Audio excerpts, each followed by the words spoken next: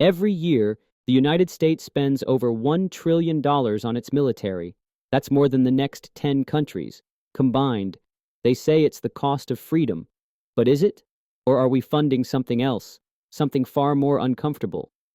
Let's break down the biggest budget item almost nobody talks about. Not Social Security, not Medicare.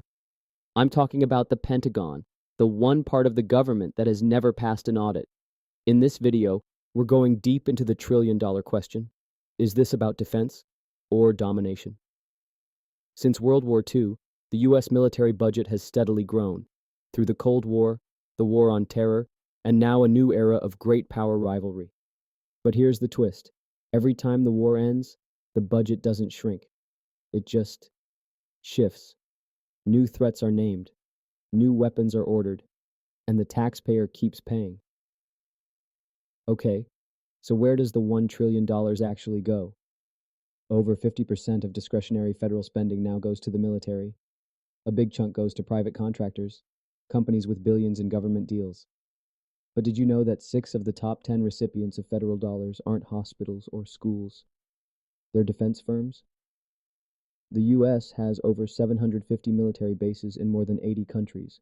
No other country comes close. Is that about defense or empire? Imagine if China had bases in Mexico, Canada, or the Caribbean. We'd call that a threat. But when America does it, it's peacekeeping. Funny how that works. So who wins? Defense contractors, lobbyists, politicians whose campaigns are funded by military PACs. And who loses? You, the taxpayer, the veteran lost in the VA system, the student with $50,000 in debt, the bridge that collapses because there's no money for infrastructure. This isn't about protecting Americans. It's about protecting interests. Let's play a game. What could $1 trillion buy instead of bombs and bullets? Universal health care? Done. Free college? Easy.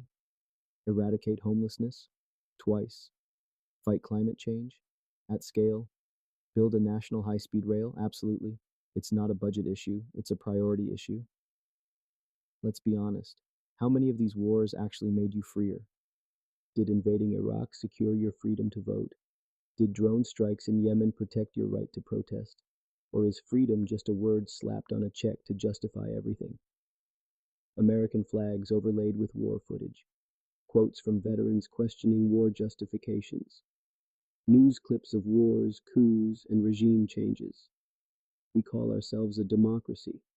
But what kind of democracy devotes more money to missiles than medicine?